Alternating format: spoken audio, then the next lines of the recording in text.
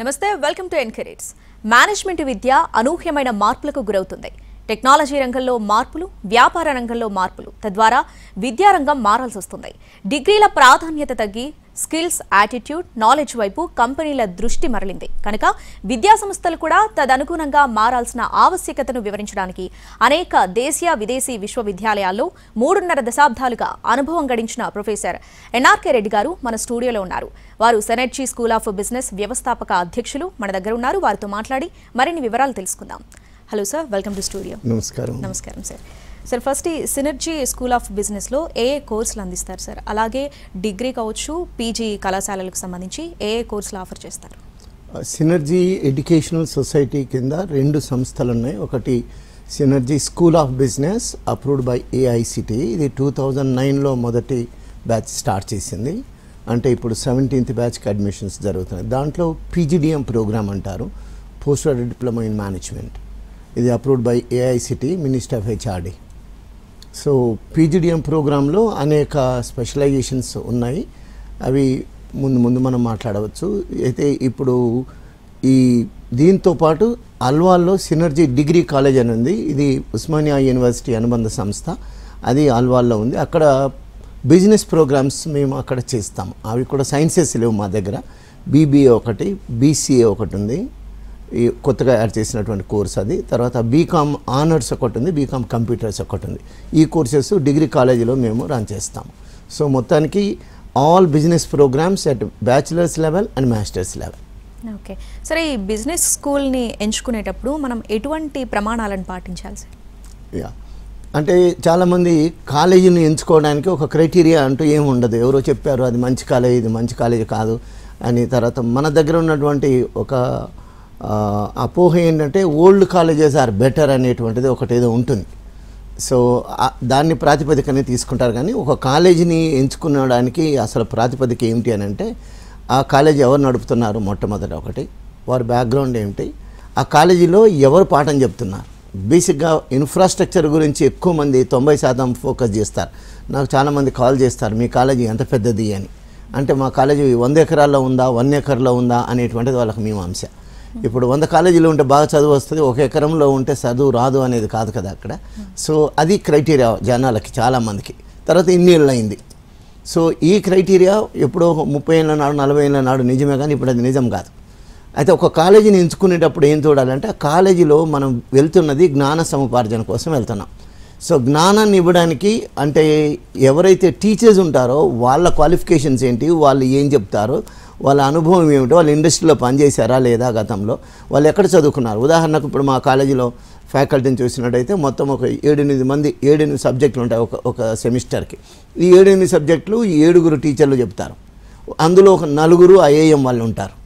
So ఒకరు Singapore నుంచి వస్తారు, ఒకరు లండన్ నుంచి వస్తారు, అలా ఉంటారు. కాబట్టి ఎవరు పాఠం చెప్తారో, వాళ్ళకు ఉన్నటువంటి విద్యార్హత ఏమిటి, వాళ్ళకున్న అనుభవం ఏమిటి, అది ఇండస్ట్రీలో ఉందా, టీచింగ్లోనే ఉందా.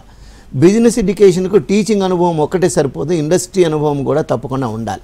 ఇండస్ట్రీ ఇంటిగ్రేట్ అయ్యి పాఠం చెప్పగలిగినటువంటి వ్యక్తులు చాలా తక్కువ మంది ఉంటారు. అందుకని మేము ఏం చేసామంటే, సండే రోజు మేము వర్క్ చేస్తాం. కార్పొరేట్లో ఉన్నటువంటి చాలామంది సీఈఓలు, తర్వాత పెద్ద వాళ్ళందరూ కూడా సండే, సాటర్డే ఫ్రీగా ఉంటారు.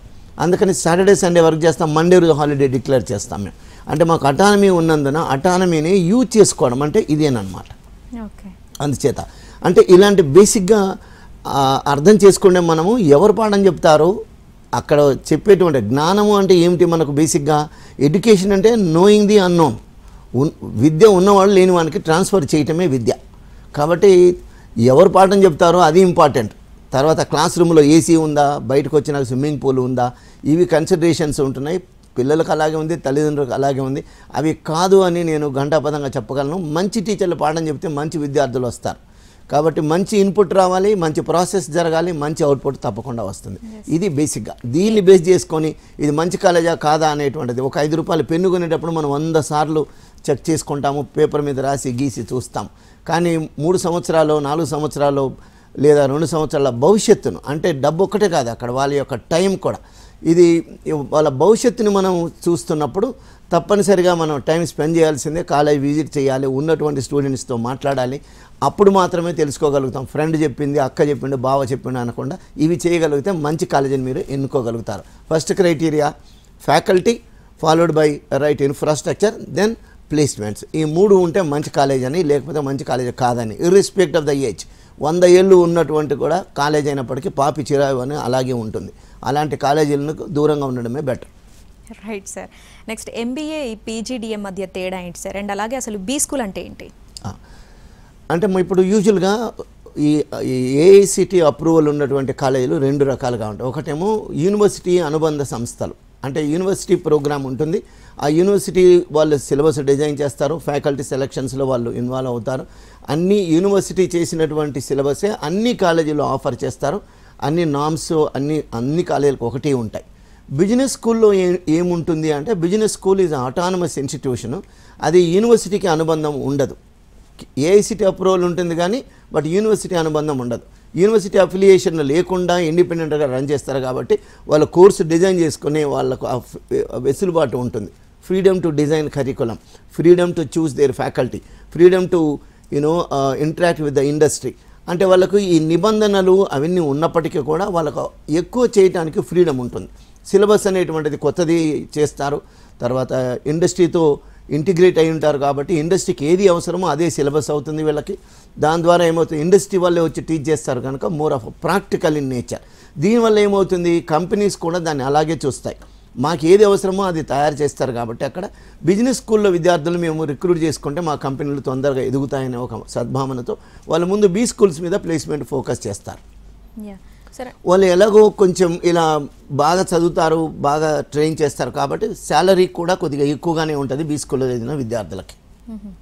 ఓకే, అసలు ఒక కళాశాలని ఉత్తమ కళాశాలగా మార్చేది ఏంటి అంటే ఏం చెప్తారు సార్? కళాశాలను ఉత్తమ కళాశాలగా మార్చాలి అంటే బేసిక్గా టీచర్స్ అమ్మ. ఇప్పుడు ఒక శిల్పి ఒక సుత్తి శానం తీసుకుని శిల్పాన్ని చెక్కుతున్నప్పుడు ఈ యొక్క సుత్తి యొక్క గొప్పతనం కానీ ఉలి యొక్క గొప్పతనం కాదు, శిల్పి యొక్క మేధా సంపత్తి ఉంటుంది కదా. ఆయన దేవుని ఊహించుకుంటే దేవుడి బొమ్మ వస్తుంది, అక్కడ దయ్యాన్ని ఊహించుకుంటే దయ్యమే తయారవుతుంది. అందుచేత ఇక్కడ జ్ఞానాన్ని పంచేటువంటి వాళ్ళ యొక్క అనుభవాన్ని బట్టి పిల్లలు తయారవుతారు. అందుచేత ఉత్తమ కళాశాలగా తీర్చిదిద్దాలి అంటే మంచి ఇన్పుట్ తీసుకోవాలి, మంచి processes should be in place. అంటే ఏమిటి, ఈ కేస్ స్టడీ మెథడ్ ద్వారా పెడగాగి అంటాం మనం, అంటే బోధనా పద్ధతి ఏ పద్ధతిలో చెప్తున్నాము. కేవలం ఇప్పుడు పుస్తకాల్లో ఉన్నదాన్ని చెప్పడానికి, థియరీ వల్లించడానికి మనం 2 సంవత్సరాల MBA చదవక్కర్లేదు. ఒక వారం రోజులు ముందు చదివి ఉస్మానియా యూనివర్సిటీ కానీ ఇంకో యూనివర్సిటీ కానీ విద్యార్థులు ఈ మధ్య కాలంలో ఎగ్జామ్స్ ముందు చదివేసి పాస్ అయిపోతున్నాం, మేము చాలా గొప్పవాళ్ళం అనే ఒక ఫీలింగ్లో ఉన్నారు. మార్కులు రావచ్చు కాక అది ఒక డిగ్రీ మాత్రమే అవుతుంది. కానీ రేపు ఇండస్ట్రీకి వెళ్ళినప్పుడు నీ మార్కులను చూసి కాదు కదా, అక్కడ స్కిల్ ఉండాలి, పని ఇచ్చి చేయమంటారు. ఆ చేయలేని పక్షంలో వాళ్ళు ఏం ఇప్పుడు మనం ఒక డాక్టర్ దగ్గరికి వెళ్తే ఆయన మనం ఏదైనా జబ్బు ఉంది అని చెప్తే ఆయన పుస్తకాలు తిరిగేస్తే మనం మళ్ళీ ఇంకోసారి పోం కదా డాక్టర్ దగ్గరికి. ఇది కూడా అంతే, స్కిల్ అనేటువంటిది మనకు వస్తే మంచి యాటిట్యూడ్ ఉండాలి. నాలెడ్జ్ తక్కువ ఉన్నప్పటికీ స్కిల్ నేర్చుకోవచ్చు కొంతకాలం తర్వాత. నాలెడ్జ్ తక్కువ ఉంటే మళ్ళీ దాన్ని ఎర్న్ చేయొచ్చు. కానీ మంచి యాటిట్యూడ్ లేకపోతే మాత్రము కంపెనీస్లో మనం మనుగడ సాగదు. అందుచేత రైట్ యాటిట్యూడ్ ఉండాలా, ఒదిగి ఉండే లక్షణం ఉండాలా, కష్టించి పనిచేసే లక్షణం ఉండాలి. అందుచేత అలాంటి ఉన్న వాళ్ళను తీసుకొని ట్రైన్ చేస్తారు. దానికి ఒక రీజన్ ఏంటంటే ఈరోజు ఏదైతే టెక్నాలజీ ఉందో దాంట్లో మీరు నిష్ణాతులు అయ్యుండొచ్చు కాక ఈ టెక్నాలజీ రేపు పొద్దునికి జావా అయిపోయి లావా అవుతుంది, అది మళ్ళీ రేపటికి పనికిరాదు. కాబట్టి కొత్త టెక్నాలజీ నేర్చుకునే జిజ్ఞాస మీకు ఉండాలి, నేర్చుకోవాలన్న ఆతృత మీకు ఉండాలి, నేర్చుకున్న దాన్ని ఇంప్లిమెంట్ చేసే జ్ఞానం ఉండాలి. కాబట్టి మీరు ఇప్పుడు ఉన్నంత మాత్రం మిమ్మల్ని తీసుకోరు, నేర్చుకోగలిగిన అంటే లెర్నబిలిటీ అంట మనం, లెర్నింగ్ ఎబిలిటీ అది ఉన్న వాళ్ళని తీసుకుంటారు. కాబట్టి కంపెనీ ఆ యాటిట్యూడ్ ఉన్న వాళ్ళని మాత్రమే కంపెనీలు భరిస్తాయి, లేకపోతే పింక్ స్లిప్ ఇచ్చేసి నైస్ నోయింగ్ యూ అని పంపించేస్తాయి. సార్ మీరు చెప్తున్నారు జ్ఞానము నైపుణ్యాలు అని, ఎలా సార్ ఈ జ్ఞానం నైపుణ్యము ఈ వైఖరులు అనేవి ఎలా అభివృద్ధి చెందుతాయి? అంటే వైఖరి అనేటువంటిది మన పుట్టుకతోనే కొంత ఉంటుంది. తర్వాత మనం అంటే యాటిట్యూడ్స్ ఎలా బిల్డ్ అవుతాయనే ప్రశ్నకు సమాధానంగా చెప్తున్నాను నేను. యాటిట్యూడ్స్ అనేటువంటిది ఇప్పుడు మనం పెరిగినటువంటి వాతావరణం ద్వారా ఒక యాటిట్యూడ్ డెవలప్ అవుతుంది. కొంతకాలం తర్వాత అక్కడి నుంచి వెళ్ళి మనం ఇంకో కొంత ఇప్పుడు గ్రామీణ ప్రాంతంలో నాలాంటి వాళ్ళు ఒక కుగ్రామంలో పుట్టి వస్తారు. వచ్చిన తర్వాత అక్కడ సిటీలో చూడగానే అక్కడ ఉన్నటువంటి జ్ఞానం అది సరిపోదు, చాలా కొత్తగా అనిపిస్తుంది. ఇక్కడికి వచ్చిన తర్వాత ఒక 10 మందితో కలిసిమెలిసి తిరగడం వల్ల ఇక్కడ కొత్త జ్ఞానం వస్తుంది, కొత్త పోకడ వస్తుంది, కొత్త దృక్పథాన్ని ఏర్పాటు చేసుకుంటాం. ఉదాహరణకు నేను చిన్నతనంలో ఉన్నప్పుడు అమ్మాయిలు ఇంత దూరం వెళ్ళి ఎందుకు చదవాలా అనేటువంటిది. కొంతకాలం తర్వాత సిటీకి వచ్చినాక అమ్మాయిలు కూడా చదవాలి కదా, లేకుంటే 50% జనాభా ఊరికి దేశానికి వృధా అయిపోతుంది కదా వాళ్ళ రిసోర్సెస్ అని అలాంటి ఒక గొప్ప భావన కలిగి కొంతకాలం తర్వాత అమ్మాయిలు తప్పనిసరిగా ఉద్యోగం చేయాలి, వాళ్ళ కాళ్ళ మీద వాళ్ళు నిలబడాలనేటువంటి ఒక జ్ఞానం నాకు వచ్చింది. అంటే దృక్పథాలు కూడా మారుతూ ఉంటాయి, యాటిట్యూడ్స్ మారుతూ ఉంటాయి, కానీ ఇవన్నీ సమాజం మాత్రమే నిర్మించగలుగుతుంది. ముఖ్యంగా మన చిన్నతనంలో ఉన్నటువంటి మన సర్కిల్ ఏదైతే ఉంటుందో అది మంచి యాటిట్యూడ్ను చేయగలుగుతాయి. నేను మా నాన్నగారు టీచర్ అవ్వడం చేత నాకు ఆ యాటిట్యూడ్స్ నాకు స్కూలు తర్వాత ఇంటి దగ్గర కూడా స్కూల్ లాగానే ఉండేది కాబట్టి నేను అది సముపార్జన చేయగలిగినాను. అలా నా యాటిట్యూడ్స్ బిల్డ్ అయినాయి. సార్, ఈ సినర్జీలో ప్రాక్టికల్ ఎక్స్పోజర్ గురించి విన్నాం, ఇది ఎలా సాధ్యం సార్? అంటే అమ్మా ఇప్పుడు బేసిక్గా ఇండస్ట్రీకి మనం ప్రొడ్యూస్ చేస్తున్నప్పుడు పిల్లల్ని ఎవరు పాఠం చెప్తున్నారో వాళ్ళు ఇండస్ట్రీతో ఏం జరుగుతుందో కనెక్టివిటీ ఉండాలి. అంటే ఇండస్ట్రీ ఇంటిగ్రేషన్ ప్రోగ్రామ్ అంటాం మేము. అంటే ఇప్పుడు ఇన్స్టిట్యూషన్ ఇండస్ట్రీ ఇంటరాక్షన్ అని III అని కూడా అంటుంటాం దాన్ని. అంటే ఇప్పుడు ఉదాహరణకు పాఠం చెప్పేటువంటి వ్యక్తి ఇండస్ట్రీ నుంచి వచ్చి పాఠం చెప్తే ఆయన రోజు నిత్యం అక్కడ ఏం చేస్తున్నాడో అదే చెప్తాడు కదా. వీళ్ళకి పుస్తకంలో చెప్పే థియరీకి వాళ్ళు చేసే ప్రాక్టికల్ థింగ్స్కి పెద్ద తేడా అనిపించదు. అందుచేత వీళ్ళను జాబ్లోకి తీసుకున్నప్పుడు వీళ్ళు వెంటనే డే 1 నుంచి ప్రాక్టీస్ చేయగలుగుతారు, అక్కడ పెర్ఫామ్ చేయగలుగుతారు. కాబట్టి వీళ్ళ మీద ఎక్కువ ట్రైనింగ్ చేయాల్సిన పని లేదు, ఒకసారి చెప్పగానే అందుకుపోతారు. అందుచేత ఈ ఇంటిగ్రేషన్ అనేటువంటిది చేయడం కోసం మేమేం చేస్తాము, ఇంటర్న్షిప్ అని ఒక సమ్మర్ ఇంటర్న్షిప్ 3 నెలలు మాకు ఉంటుంది. ఆ 3 నెలల ఇంటర్న్షిప్లు మేము తప్పనిసరిగా పెయిడ్ ఇంటర్న్షిప్ చేయిస్తాం. ఇప్పుడు మామూలుగా అయితేనేమో చాలామంది ఇప్పుడు అమీర్పేట సెంటర్కి వెళ్ళి ప్రాజెక్టులు కొనుక్కొచ్చుకొని సబ్మిట్ చేస్తారు. కానీ మా దగ్గర పిల్లలకి ఏమిటంటే మేమే కంపెనీస్లో ముందుగానే ప్లేస్ చేస్తాం. ఒక 2 తప్ప మొత్తానికి పెయిడ్ ఇంటర్న్షిప్ వచ్చింది మా దగ్గర. అంటే ఒక 60 మందిలో నాకు తెలిసి 2 అంటే 58 మందికి పెయిడ్ ఇంటర్న్షిప్స్ వచ్చాయి. అంటే ఎంత పే చేశారనేటువంటిది ఒక మీమాంస పక్కకు పెడితే వాళ్ళు 10,000 ఇచ్చారా 15,000 ఇచ్చారా నెలకి, అంటే అసలు మీరు చేసే పనిని గుర్తించి వాళ్ళు మీకు పే చేసి మీ దగ్గర పని తీసుకుంటున్నారు అంటే అది చాలా గౌరవప్రదంగా ఉంటుంది. మీకు తర్వాత డబ్బు ఇచ్చారు కాబట్టి వాళ్ళు పని చేయించుకుంటారు. బయటకు వచ్చిన తర్వాత సర్టిఫికెట్ నేను పలానా కంపెనీలో 3 నెలలు ఇంటర్న్షిప్ చేశాను, ఈ పని చేశాను, నాకు ఇంత పే చేశారు అంటే అది కూడా ఒక గౌరవప్రదంగా ఉంటుంది. ఎస్ సార్, ఇప్పుడు పెయిడ్ ఇంటర్న్షిప్స్ అని చెప్తున్నారు సార్, ఎలా ఉంటుంది సార్ దీని ప్రాసెస్ అంతా ఏంటి? అంటే ముందుగా మనము స్టూడెంట్స్ను ఎవరు ఏ స్పెషలైజేషన్స్కి వెళ్ళదలుచుకున్నారు వాళ్ళ లిస్టు తయారు చేస్తాం. ఈ ఒక 10 మంది ఫైనాన్స్లో, 10 మంది మార్కెటింగ్, 10 మంది సప్లై చైను, ఐటీలో ఉండేవాళ్ళు, డిజిటల్ మార్కెటింగ్ అని మొత్తాన్ని చేస్తాం. ఆ డిజిటల్ మార్కెటింగ్ ఏరియాలో ఉన్న ఎన్ని కంపెనీస్ ఉన్నాయి ఆ కంపెనీస్ వాళ్ళను మేము మాట్లాడడము, ఈమెయిల్స్ పంపడము, తర్వాత ఎంతమంది ఇంటర్వ్యూస్ కండక్ట్ చేస్తారో చేసిన తర్వాత వాళ్ళని ప్లేస్ చేస్తాం. అంటే 3 నెలల కాలం వాళ్ళు పని నేర్చుకుంటారు. అయితే మాకు ఇంకొకటి స్వీట్ ప్రాబ్లం ఏమవుతుందంటే ఇండస్ట్రీలో వాళ్ళకు 3 నెలలు పంపించిన తర్వాత వాళ్ళ పని నచ్చి మేము ఫుల్ టైం తీసేసుకుంటాము, ఇక కాలేజీకి పంపము అనేటువంటి వాళ్ళు కూడా కొంతమంది ఉంటున్నారు.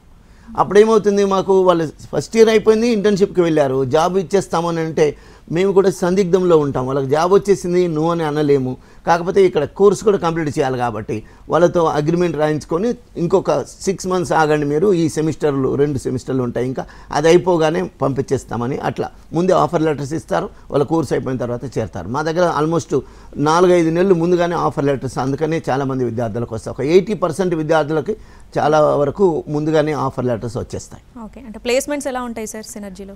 ప్లేస్మెంట్స్ ఆల్మోస్ట్ అబౌట్ 95% ఉంటుంది. ఆ 5%లో ఆ యాటిట్యూడ్ సరిగ్గా లేకపోవడం. నాకు తెలిసి నేను ఇంతకుముందు కూడా ఇదే స్టూడియోలో మాట్లాడాను. ఒక అబ్బాయి ఒక 20 ఇంటర్వ్యూలకు అటెండ్ కాలేదు. ఆ అబ్బాయి ఇంటర్వ్యూకి ఎందుకు అటెండ్ కాలేదని నాకు కోపం వచ్చి ఒకరోజు అబ్బాయిని అడిగాను నేను, ఎందుకు మీరు ఇంటర్వ్యూకి అటెండ్ కావట్లేదంటే నాకు జీన్ ప్యాంట్ తప్ప వేరే ప్యాంట్లు లేవు సార్, అందుకని ఇంటర్వ్యూకి వెళ్ళినప్పుడు జీన్ ప్యాంట్స్లో అలౌ చేయరు కదా అని. అంటే ఇది ఒక రీజన్ కాదు కదా. అంటే అబ్బాయికి ఆ ఉద్యోగం చేయాలన్న యాటిట్యూడ్ లేదు, అందుకని ఆ అబ్బాయికి ఉద్యోగం రాలేదు. అలాంటి వాళ్ళు ఒక 5% తీసేస్తే 95% మందికి జాబ్స్ వస్తాయి. నిజానికి ఒక్కొక్కరికి 2-3 ఆఫర్స్ కూడా వస్తాయి. ఇప్పుడు మిగతా బిజినెస్ స్కూల్స్లో కానీ కాలేజెస్లో రాకపోవడానికి కారణం ఏంటంటే మాస్ ప్రొడక్షన్ ఉంటుంది. అంటే ఒక కాలేజ్ 500 మందిని ప్రొడ్యూస్ చేస్తే మంది ఎక్కువైతే మధ్యకి పలసన అవుతుంది కదా, అలాగే ఇది కూడా. కాబట్టి ఎక్కువ మందిని తీసుకుంటారు, ఆ మాస్లో అంతమందికి రావు, కనుక ఉద్యోగాలు రాలేదు. దానికి వేరే కారణాలు కూడా కొన్ని ఉంటాయి. అలా కాకుండా మా దగ్గర ఒక బ్యాచ్ ఉంటుంది, ఒక 60 బ్యాచ్. దాంట్లో నాకు తెలిసి ఒక 90-95%. అందులో అందరికీ గొప్ప జాబ్లు వస్తాయని కూడా నేను చెప్పలేను.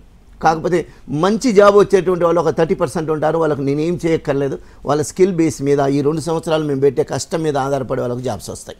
ఇంకొక 30% కొద్దిగా ట్రైన్ చేస్తే వస్తాయి. ఇంకొక 30% ఏంటంటే కొద్దిగా కష్టపడాలి. వాళ్ళకు మేబీ ఒక 1 month 2 months 3 months వాళ్ళు 10 లక్షల మీద కూర్చుంటారు. నాకు 10 lakhs ప్యాకేజ్ వస్తేనే నేను పోతాను, లేకుంటే నేను జాబ్కి పోనని ఇంటర్వ్యూస్ కూడా అటెండ్ కాని వాళ్ళు కొంతమంది ఉంటారు.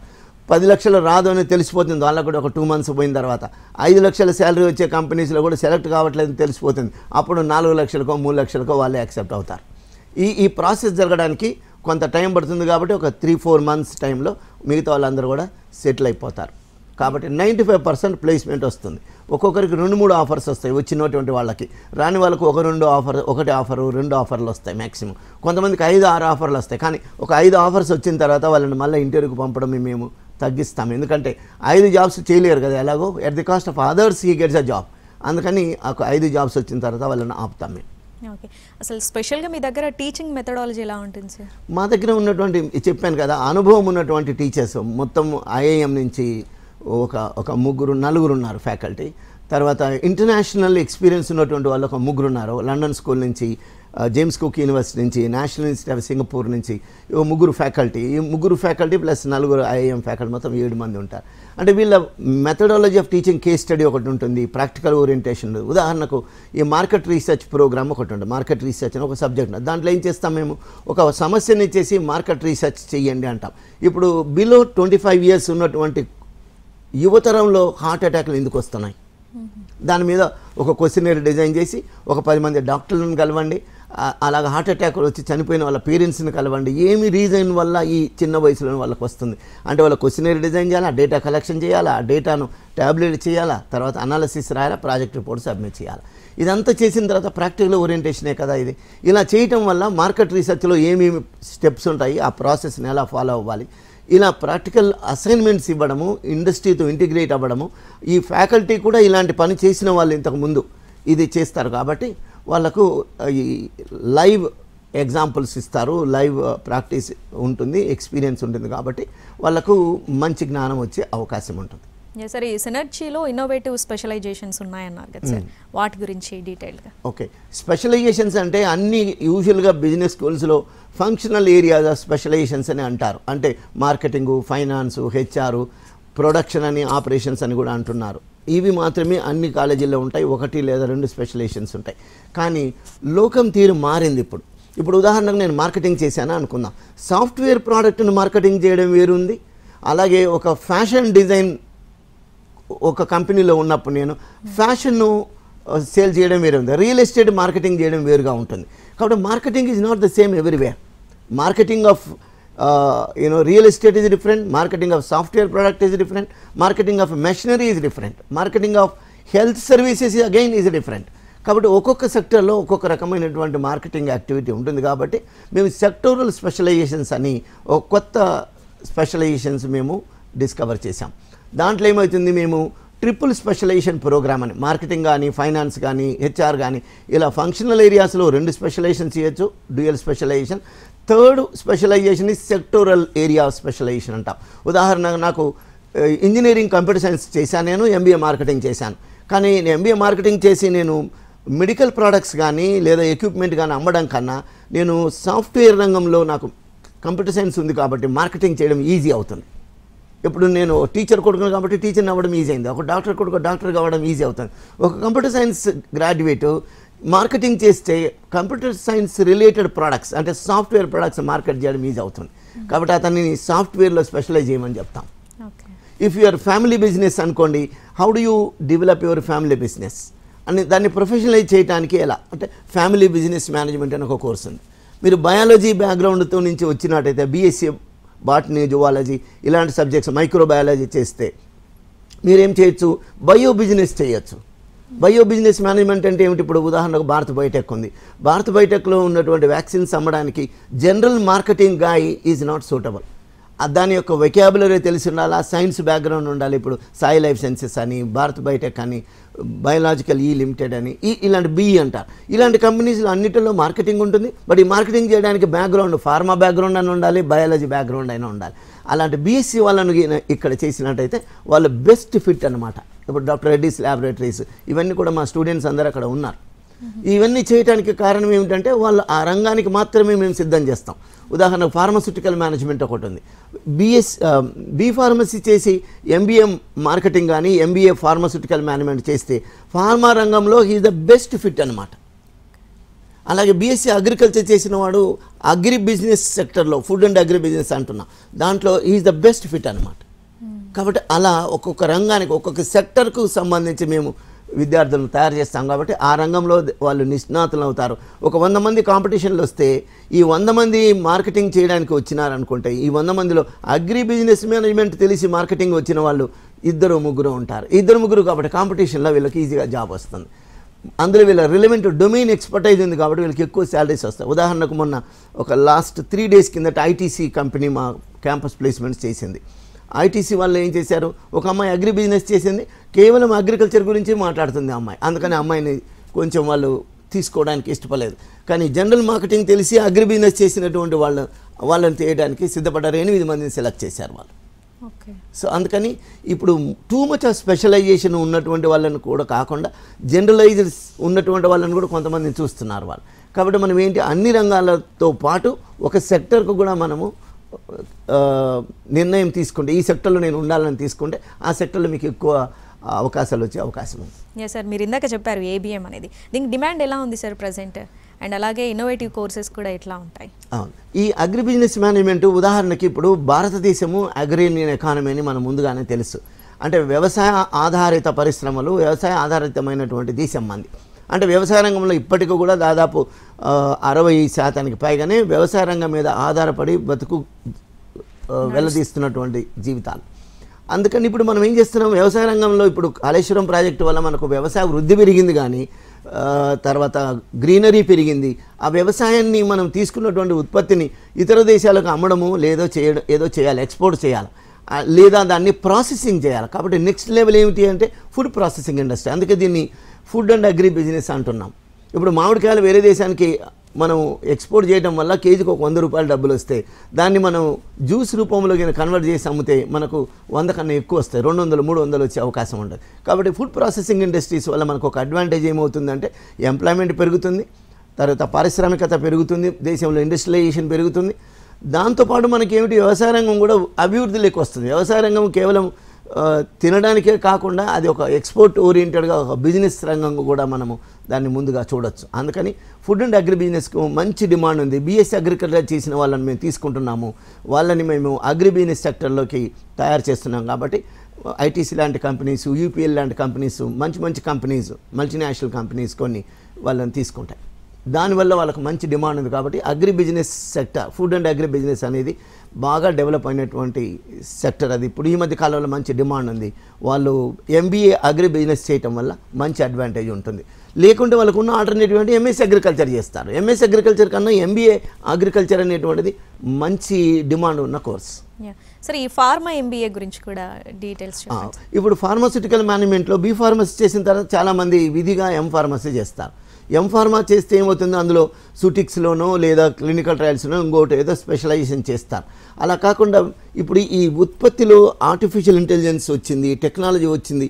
ప్రొడక్షన్లో మానవ నిర్మితాలు చాలా తగ్గిపోయినాయి. అంటే మనిషి యొక్క అవసరము ప్రొడక్షన్లో తగ్గిపోయింది బికాజ్ ఆఫ్ మెకనైజేషన్. ఒక మెషిన్ ఒక 1000 మందిని రీప్లేస్ చేస్తుంది. కనుక ప్రొడక్షన్లో మనం ఏం చేయలేం. ఎందుకంటే ప్రొడక్షన్లో మనుషుల యొక్క ఆవశ్యకత తగ్గింది, ఒకటి అవసరం కూడా లేదు. నిజానికి అది అనవసరం కూడా అయింది. అనవసరం ఎందుకైందంటే కంటామినేషను, ఆ మందుల్లో కంటామినేషన్ రావడం వల్ల మందులు పనికి రాకుండా పోవడం, ఆ బ్యాచ్ ప్రాసెస్ మొత్తం చెడిపోవడం, ఇవన్నీ కూడా. Machine is always advisable. ఒకటి, మెషిన్స్ ఆర్ ఒబీడియంట్ స్లేవ్స్. మనిషికి ఫీలింగ్స్ ఇవన్నీ ఉంటాయి, కానీ మిషన్లకు అది ఉండవు. కాబట్టి ఒక మిషన్ని మేనేజ్ చేయడం చాలా ఈజీ ఒక మనిషి కన్నా. అందుకని మిషన్ను నమ్ముకుంటున్నారు మనిషి కన్నా ఈరోజు టెక్నాలజీ. అలాగే ఇప్పుడు రోబోట్స్ వచ్చాయి, తర్వాత ఈ ఆర్టిఫిషియల్ ఇంటెలిజెన్స్ అంతా రీప్లేస్ చేస్తుంది. దీనివల్ల ఏమవుతుంది, ప్రొడక్షన్లో మనిషి యొక్క ఆవశ్యకత తగ్గింది కాబట్టి ఉద్యోగాలు కూడా పడిపోయినాయి. సో ప్రొడక్షన్ తగ్గిపోయింది. కానీ బీ ఫార్మసీ చేసిన వాళ్ళ నాలెడ్జ్ అవసరమే కదా. కానీ వాళ్ళు ఎక్కడ చేయాలా, ప్రొడక్షన్ మెషిన్ చేసినప్పుడు ఏ దేశాల్లో ఎంత డిమాండ్ ఉంది, ఏ దేశాల్లో మనము దీన్ని అమ్మగలుగుతాము, మార్కెటింగ్ చేయగలుగుతాము. అలాంటిది మార్కెటింగ్ మీరు మ్యాపింగ్ చేయగలిగితే ఏ దేశాల్లో మనం ఉత్పత్తులను మనం అమ్మగలుగుతాము, అద్భుతమైన డిమాండ్. ఇప్పుడు ప్రొడక్షన్ బికమ్స్ మోర్ ఈజియర్. చాలా తొందరగా అయిపోతుంది, తక్కువ రేట్లో అయిపోతుంది మెషినరీ వల్ల. కానీ అమ్మడం అనేటువంటిది మార్కెట్ డిస్కవరీ అనేటువంటిది ఇంపార్టెంట్ కాబట్టి మార్కెటింగ్ మీరు చేయగలిగితే అద్భుతమైన అవకాశాలు ఉన్నాయి. సార్, సినర్జీలో మీరు ఇందాక ట్రిపుల్ స్పెషలైజేషన్ ప్రోగ్రామ్ ఉంది అన్నారు కదా, దాని గురించి డీటెయిల్డ్ ఇన్ఫో కావాలి. ఈ ట్రిపుల్ స్పెషలైజేషన్ ప్రోగ్రాంలో 2 ఫంక్షనల్ ఏరియాస్ ఆఫ్ స్పెషలైజేషన్ ఉంటాయి, తర్వాత ఒక సెక్టరల్ స్పెషలైజేషన్. అయితే మా దగ్గర మేము ఏం చేసామంటే యూజువల్గా 2-3 స్పెషలైజేషన్స్ ఉంటాయి కాలేజీలో, మేము 16 స్పెషలైజేషన్స్ డిజైన్ చేసాం. ఈ స్పెషలైజేషన్స్ యొక్క అడ్వాంటేజ్ ఏమిటంటే what ever is your background, మనము ఈ రూమ్లో కీస్ పోగొట్టుకుంటే చీకటిగా ఉన్న ఈ రూమ్లోనే వెతుక్కోవాలి, పక్క రూమ్లో వెలుతురుందని అక్కడికి పోయి వెతుక్కుంటే మన కీస్ ఎప్పటికీ దొరకవు. కాబట్టి నేను ఫార్మాసిటికల్ రంగంలో నేను ఉన్నాను, ఫార్మసీ చేశాను, నేను ఫార్మా రంగంలోనే పనిచేయాలి, ఎందుకంటే 3 ఏళ్ళ అనుభవం నాకు ఉంది, 4 ఏళ్ళ అనుభవం నాకు ఉంది. దాంతోపాటు ఈ మాస్టర్స్ డిగ్రీ MBA ఫార్మా చేస్తే నాకు ఆ సెక్టర్లోనే ఉంటాను, but I'm at a managerial level. కాబట్టి అక్కడ నాకు మంచి అవకాశము, మంచి జీతం వచ్చే అవకాశం ఉంటుంది. అలాగే సివిల్ ఇంజనీరింగ్ చేసినటువంటి వ్యక్తి కన్స్ట్రక్షన్ మేనేజ్మెంట్లోకి వెళ్ళొచ్చు, ఒక ప్రాజెక్ట్ కట్టొచ్చు, ఒక విల్లా కట్టొచ్చు, కానీ దాన్ని అమ్మడం ఎంత కష్టము. అందుచేత సివిల్ ఇంజనీరింగ్ అతను MBA అయిన మార్కెటింగ్ కానీ, ఫైనాన్స్ కానీ, ఆపరేషన్స్ కానీ ఏదైనా స్పెషలైజేషన్ చేస్తే MBA and civil engineering is the best combination. Construction management అంటాం. అలాగే రియల్ ఎస్టేట్ మేనేజ్మెంట్, ఉదాహరణకి మా దగ్గర ఒక specialisation course real estate management అని ఒక కొత్త కోర్సు డిజైన్ చేశాం. దాంట్లో ఏమిటి అంటే చాలామంది అంటే అది ఇంకా ఇన్ఫార్మల్ సెక్టర్గానే ఉంది, చదువుకున్న వాళ్ళు చాలా తక్కువ మంది ఉంటారు. ఒక పెన్ను అమ్మడానికి లేదా ఒక సేల్స్ ఎగ్జిక్యూటివ్ ఉంటాడు, టై కట్టుకొని పోయి అన్నీ చేస్తాడు. కానీ రియల్ ఎస్టేట్ ఏ చిన్న ప్రాజెక్ట్ చూసినా ₹1 కోటి 50 లక్షలకు ఒక చిన్న ఇల్లు కూడా రావట్లేదు. అంత పెద్ద ప్రాపర్టీని అమ్మడానికి 10th క్లాస్ ఫెయిల్ అయిన వాళ్ళు ఇంకొకరు పోయి ఏమి చేయగలుగుతారు? అదే చదువుకున్న వాళ్ళు రియల్ ఎస్టేట్ రంగంలో చాలా తక్కువగా ఉన్నారు. కాబట్టి రియల్ ఎస్టేట్ రంగంలో మీరు ఒక డిగ్రీ చేయగలిగితే వాళ్ళకు మంచి జ్ఞానం వస్తుంది. ఇప్పుడు ఫస్ట్ ఏమిటి, ఈ రియల్ ఎస్టేట్లో లా తెలియాలి, తర్వాత మార్కెటింగ్ కాన్సెప్ట్స్ తెలియాలి, కన్జ్యూమర్ యొక్క ప్రభావం అంటే వాళ్ళ యొక్క ఏ బేసిస్లో వాళ్ళు ఒక ఇల్లును కొనుక్కుంటారు, లొకేషన్ ఒకటి, ఇలాంటి జ్ఞానం గిన వాళ్ళకు ఉన్నట్టయితే ఈజీగా సేల్ చేయగలుగుతారు. సేల్స్ ఎక్కువగా జరిగినప్పుడు ప్రొడక్షను తర్వాత అది కూడా ఈజీగా అయిపోతుంది. కాబట్టి రియల్ ఎస్టేట్ రంగం స్తబ్దత ఉంది అని ఇప్పుడు అంటున్నారు. దానికి కారణం ఏంటంటే సరైన ఎంప్లాయీస్ లేకపోవడం కూడా. కాబట్టి ప్రొఫెషనల్స్కి దాంట్లోకి వచ్చినట్టయితే వాళ్ళు అద్భుతంగా రాణిస్తారు. కాబట్టి అందులో చాలా డిమాండ్ ఉంది కాబట్టి అది కొత్తది స్టార్ట్ చేశాం మేము. రియల్ ఎస్టేట్ రంగం ఎక్కడైతే డిమాండ్ ఉందో అలాంటి కొత్త కోర్సెస్ స్టార్ట్ చేస్తాం మేము. అది దానికి కారణం ఏంటో ఒక కోర్సును డిజైన్ చేసి దాన్ని ఇంక్యుబేట్ చేసి దాన్ని ఫైనల్గా తీసుకురావడానికి 2-3 ఏళ్ళ కాలం పడుతుంది. 3-4 బ్యాచెస్ నడిస్తే కానీ దానికి పరిపక్వత రాదు. అయితే ఇవన్నీ రావడానికి కారణం ఏమిటంటే దాంట్లో పరిశ్రమ చేయాలి, మేము సిలబస్ డిజైన్ చేసుకోవాలా, ఇవన్నీ కూడా ఉంటాయి. Right, thank you sir. మా స్టూడియోకి వచ్చి చాలా విషయాలు షేర్ చేశారు. Thank you. Thank you. ఇది వాళ్ళ ఎన్ కెరియర్. నమస్తే.